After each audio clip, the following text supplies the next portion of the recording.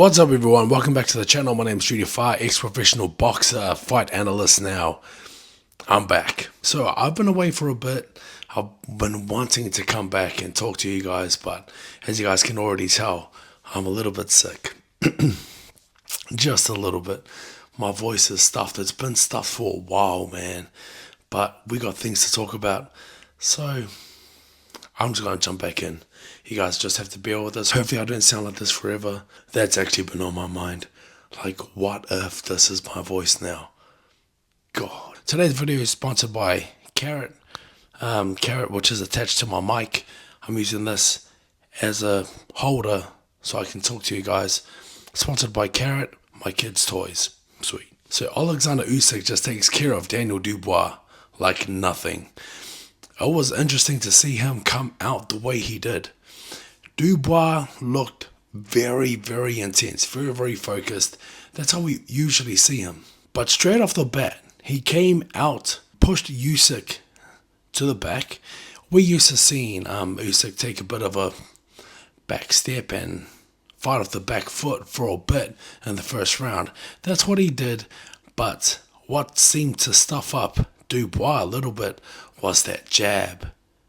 That first round, Usyk caught Dubois with a few quick stabbing jabs to the chin and it snapped his head back. What that told me, that told me that Dubois was just seeing red. I think he was a bit too tense. He came out, he saw red, he wanted it so badly, and when it was time to let your hands go, he was tense. And that happens sometimes, you know what I mean? You kind of freeze in the moment.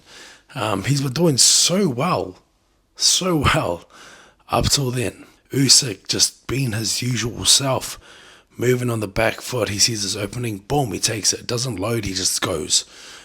Dubois, on the other hand, was just like wanting to go and just wanting it too much. Blocked himself up here, tensed himself up here on the shoulders. It wasn't relaxed enough to pull the trigger tonight. Straight off the get-go, you could already see that Dubois was going in there to hurt, which I think is the right mentality to face Alexander Usyk. You're not going to outbox him. You're not going to time him.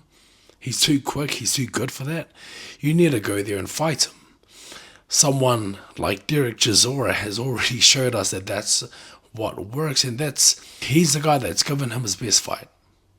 Derek Chisora, even though he's been beaten and whooped, he's been whooped by Tyson Fury, he's been whooped by Joseph Parker. But his style and his tenacity and his real viciousness and, in a nutshell, his craziness, that's what gave Usyk trouble. So we need someone to approach that fight like Derek Chisora did. Going back to the fight, Dubois has a rough first round, has a rough first few rounds. He had a little bit of success maybe in round 4, and then round 5, he started off okay, but then it shifted pretty much straight away as the fight progressed. I remember in round 2 and in round 3, maybe this was in round 3, but in round 3 I saw Alexander Usyk wanting Dubois to throw his right hand, and so he stood there with his guard up for a little bit. I didn't like that from Usyk, but later on I understood what he was doing, because he had success earlier on with countering Dubois' right hand. Dubois will throw his right hand, Usyk will slip to the left, boom, counter with his left. Classic counter with southpaw versus orthodox, and he does that beautifully. Usyk finds success in that in the earlier rounds with Dubois, and then in round 3/4 he starts to stand there a little bit, wanting Dubois to throw it. Dubois throws it and it lands on the guard. Usyk doesn't slip, he kind of stands there and takes it, and then you can kind of see the slips come into play in round 5. Dubois throws his right hand a little bit more. Usyk counters it nicely, counters it a few times. That's what drops Dubois. And at the end, it's a left hand that Dubois just doesn't see. Dubois throws a big right hand. Usyk slips. He's on a very awkward angle in terms of where Dubois is. Dubois throws his shot. He turns around. Boom. Turns right into that left hand. That's what drops him. And he gets counted out. He is not flatlined. He's still there. He's shaken up. He doesn't try to make the count. We're not really surprised with Usyk winning, right? He doesn't show signs of slowing down, even though Usyk is 38 years old. That was one of my big points leading into this fight. One of my big points was that he's 38. He should be slowing down. He's not showing those signs right now. So it's like, I can't disregard it. Father Time catches up to everyone, especially with someone like Usyk who has that type of style where you have to be young and fit. Father Time is going to catch up to you, man. And then at the end of the fight, the commentator comments about it, about his age, and Usyk just says, he's 38. This is the start. I don't believe him when he says that. This definitely is not the start, bro. Usyk has literally clocked boxing, bro. He's finished boxing. He's completed boxing. He's collected everything that he can. World gold medalist in the amateurs, Olympic gold medalist, undisputed at cruiserweight, and he's got the Ali trophy as well. Undisputed at heavyweight. He then relinquished the belt, one of the belts, and he let Dubois fight for that.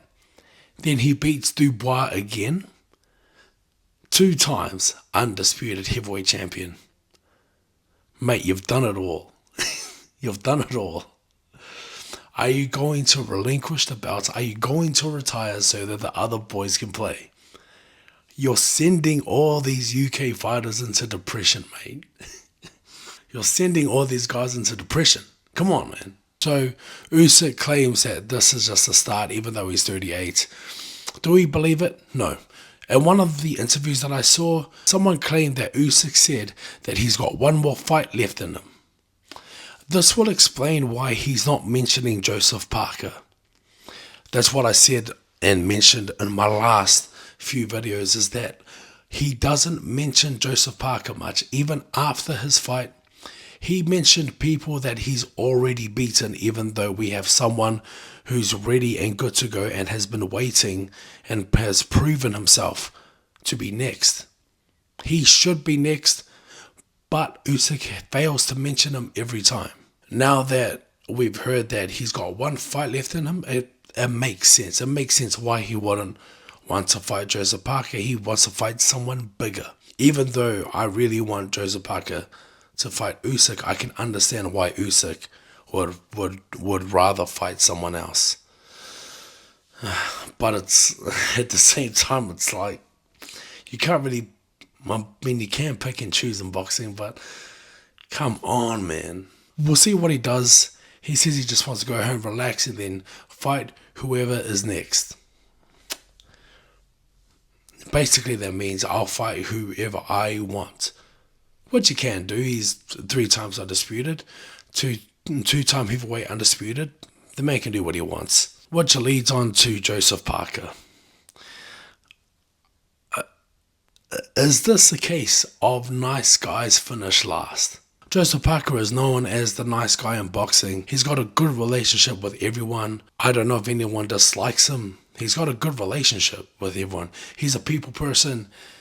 He doesn't try to offend anyone, even in the press conferences and stuff. He sells the fight, but he's not too disrespectful. But has that come to really make him a bit forgettable? Because he's not making so much noise as he really put to the back. The big boys in boxing seem to put him to the back and not really mention his name.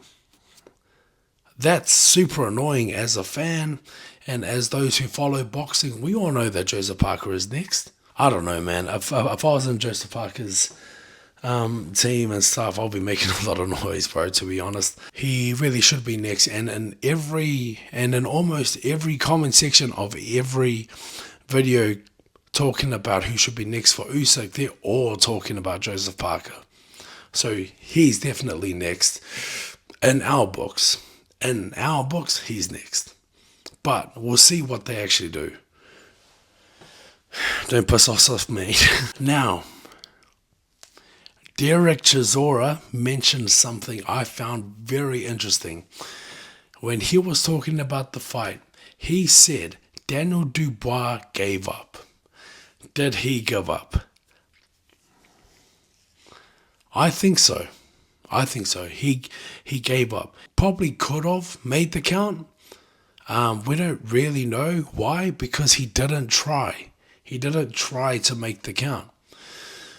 He got dropped. Big, was a very big drop. Got to his knee, and then just waited for the referee to get to 8, 9, and then kind of slowly get up. Eventually got up after 10, and then just kind of walked to his corner. In every fight that he's been stopped, there's an argument that he's given up. And it's a fair argument. Does that mean he's mentally weak? No, it just means that we all have little chinks in our armors. You know what I mean? All of us have some kind of chink in our armor. It's hard to criticize world level elite fighters. Even coming from me, I was at the lower level, but I never stopped trying. Even though I got dropped a few times in my career, I never stopped trying getting up. I always tried to make the count. And I didn't see that from Dubois today. I can't call him mentally weak. He is not. Because he's been dropped. He's lost. And he's come back and proven himself. Always come back stronger in the next fights. He's beaten Anthony Joshua. That was through the fire. You know, he really got put through the ringer on that one. He got caught and he started backpedaling and he started throwing when he was hurt. That's a brave thing to do. So I can't call him mentally weak. He's not mentally weak. He just, I don't know, for some reason he gave up. I don't know where I'm going with this. I just feel that, yes, he did give up, but he's not mentally weak. Take from that what you will. So, what is next for Alexander Usyk, the man who has completed boxing? Actually, no, that is a bit too broad of a question. Let's narrow it down. If he has one more fight left, who should it be? Should it be Joseph Parker? I think if he has one more fight left, maybe it's not Joseph Parker. Maybe it's Derek Chisora.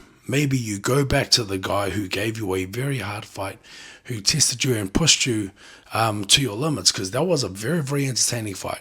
Even though Joseph Parker should be next, I think if he's got one more fight left, maybe it's Derek Chisora. That's the style that kind of gives him problems, and he's the guy that can pull off that style the best. All the other heavyweights, they're more like boxers. They work behind their jab. They've got a big right hand. But with Derek Chisora, chin down, arms are swinging. He doesn't mind getting hit. And he did mention, Derek Chisora did mention maybe last week, he was talking about to beat Alexander Usyk, you need to be mentally disturbed. You know, that's the type of person that has to meet Alexander Usyk. You can't be thinking about too much. You got to put it all on the line and mean it. Maybe he's onto something. That's me. Who should be next for Usyk? If he's got one more fight in him, which I think he does, who should be next? Let me know what you guys think. My name is Street Fight, ex-pro boxer. See you guys next time.